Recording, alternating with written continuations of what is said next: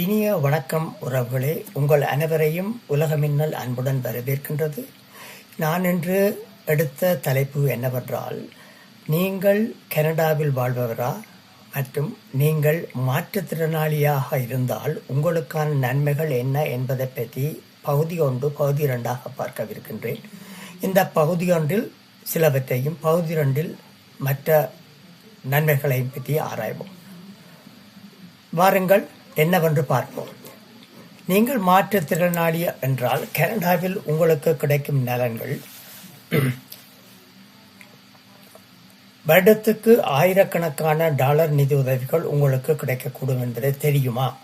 பலர் இந்த நலன்களை பற்றி அறியாததால் அவர்களுக்கு உரிய உதவிகள் கிடைக்காமல் போகின்றது. இன்று இந்த பதிவில் கனடாவில் உள்ள முக்கியமான மத்திய மற்றும் அல்பர்டா மாகாண மாற்றுத்திறனாளர் நலன்களை எளிமையாக விளக்கப் போகின்றேன். மத்திய அரசின் மாற்றுத்திறனாளர் நலன்கள். Canada pension plan disability. நீங்கள் 65 வயதுக்கு குறைவாக இருந்தாலும் சிபிபி பங்களிப்பு கனடா பென்ஷன் பிளான் செய்திருந்தாலும், மேலும் உங்களுக்கு மாற்றுத்திறன் சிவியர் அண்ட் ப்ரொலாங், அதாவது மிக அதிகமான மற்றும் நீண்ட காலமாக மாற்றுத்திறனாளியாக இருக்க வேண்டிய நிலைமை ஏற்பட்டால் சிபிபி டிசபிலிட்டி நலனுக்கு தகுதி பெறலாம். இதன் மூலம் மாதத்துக்கு $1,741 வரை பெற முடியும். உங்கள் பங்களிப்பை பொறுத்து இது மாறுபடும். இரண்டாவது, கனடா டிசபிலிட்டி பெனிஃபிட்.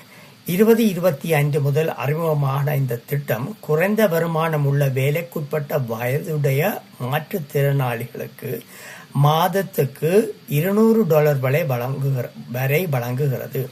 இது வறுமையை குறைத்து வாழ்க்கை தரத்தை உயர்த்த உருவாக்கப்பட்டது.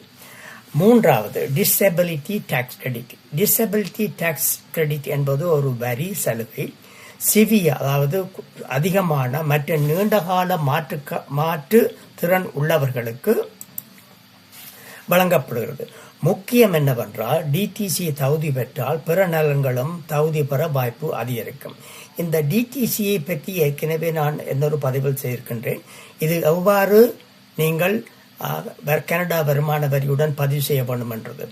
அநேகமாக டொரண்டோவிலோ மற்றும் இடங்களில் இருப்பவர்கள் தாங்கள் ஒரு ஏஜென்ட் வந்து உங்களிடம் கிடைத்து, நான் உங்களுக்கு டிடிசி டாக்ஸ் எடுத்து தருகின்றேன், எனக்கு அதில் இவ்வளவு காசு தர வேணும் கமிஷன் சர்வீஸ் என்று சொல்லி கேட்பார்கள். தயவு செய்து நீங்கள் அவர்களை நாட வேண்டாம். நீங்கள் செய்ய வேண்டியது, இந்த பதிவை பார்த்த பின்னர் நீங்கள் அந்த காசுடன் செலவழிக்காமல் உங்கள் பாக்கெட்டிலே போடக்கூடிய வகையில் நான் உங்களுக்கு சொல்லுகின்றேன். உங்களுக்கு அப்படியான நிலை, அதாவது மாற்றுத்திறனாளி என்ற நிலை ஏற்பட்டால் நீங்கள் உங்களோட குடும்ப வைத்தியரிடம் சென்று அவர் உங்களுக்கு ஒரு அவரிடம் சொல்லி அவர் மூலம் டிசபிலிட்டி டாக்ஸ் ஃபார்ம் பத்திரத்தை நிரப்பி அவரே எல்லாவற்றையும் பதிவு செய்து அவர் அதில் கையெழுத்திட்டு அவர் மூலமாக நேரடியாக கனடா வருமான வரிக்கு அனுப்பினீர்களே ஆனால் அவர்கள் உங்களது விண்ணப்ப படிவத்தை பரிசீலனை செய்து ஒரு 6 அல்லது 9 மாதங்களின் பின்னர் அவர் கனடா வருமான வரியிலிருந்து உங்களுக்கு ஒரு கடிதம் அனுப்பப்படும். அதாவது உங்களுக்கு மாற்றுத்திறனாளி வரிக்கு நீங்கள் உரியவரா அல்லது உரியவரா இல்லையா என்பதை உறுதிப்படுத்தி, அந்த உறுதிப்படுத்திய பின்னர் நீங்கள் என்ன செய்யலாம் என்றால், நீங்கள் பின்னர் வருடம் நீங்கள் வரி செலுத்தும் பொழுது அந்த வருமானமாக அது டிசபிலிட்டி டாக்ஸ் என்று சொல்லி உங்கள் வருமானத்தில் அதை கழிவாக பெறலாம். கிட்டத்தட்ட $11,400 வரை உங்களுக்கு கிடைக்கும். அது காசாக கிடைக்காது, வருமான வரியிலிருந்து கழிவாக பெறலாம். இது முக்கியம். எனவே இதன் மூலம் நீங்கள் எக்கச்சக்கமான பணத்தை நீங்கள் சேமிக்க முடியும். இது என்னுடைய ஒரு தாழ்வான வேண்டுகோள்.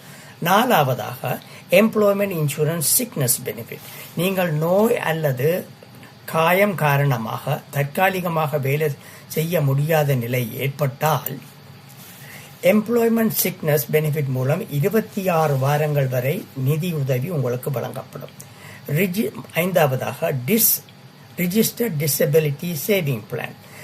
RDSP என்பது நீண்டகால சேமிப்பு திட்டம். அரசு மானியங்களும் கிராண்ட்ஸ் மற்றும் பாண்ட்ஸ்களும் வழங்குவதால் உங்கள் சேமிப்பு வேகமாக வளர உதவும். அல்பர்டா மாகாண நலன்கள். அல்பர்டாவில் வசிப்பவர்கள் கூடுதலாக நலன்களுக்கு தகுதி பெறலாம். assured income for the severely handicapped, severe disability கொண்டவர்களுக்கு நிதி மற்றும் சுகாதார உதவிகளை வழங்கும் திட்டம். Alberta disability assistant program ADAP தகுதி பெற்றவர்களுக்கு மாதத்துக்கு 1740 வரை உதவி வழங்கப்படும். மூன்றாவதாக residential access modification program RAMP வீட்டில் சக்கர நாற்காலி ரேம்ப் போன்ற அணுகல் வசதிகளை அமைக்க மானியம் திட்டம் வழங்கப்படும்.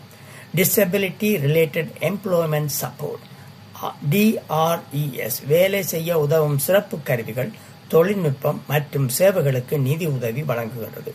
முடிவாக ஒவ்வொரு திட்டத்துக்கும் தனிப்பட்ட தகுதி விதிமுறைகள் உள்ளன. மருத்துவ சான்றிதழ் அவசியமாக இருக்கலாம். நீங்கள் தகுதி பெறலாம் என்று நினைத்தால் உடனே தகவல்களை சரிபார்த்து விண்ணப்பிக்க தொடங்குங்கள். பகுதி 2 எப்படி விண்ணப்பிப்பது மற்றும் உங்கள் நலன்களை அதிகபட்சமாக பெறுவது பற்றி பேசுவோம். எனவே இத்துடன் நீங்கள் நிறுத்தாமல் எனது எதிர்காலத்தில் வரும் பதிவுகளை பார்த்து நீங்கள் மட்டுமன்றி உங்களுடன் சார்ந்தவர்கள், உறவினர்கள், நண்பர்கள் அவர்களுடன் பகிர்ந்து கொண்டால் அவர்களும் இதை பார்த்து நன்மை பெறலாம் என்றுதான் இந்த முக்கியமான நோக்கம். எனவே தயவு செய்து அவர்களுடன் சேர்ந்து பார்த்து மகிழ்ந்து நலன்களை பெறுங்கள் என்று கூறிக்கொண்டு உங்களிடமிருந்து நான் விடைபெறுகின்றேன். நன்றி, வணக்கம்.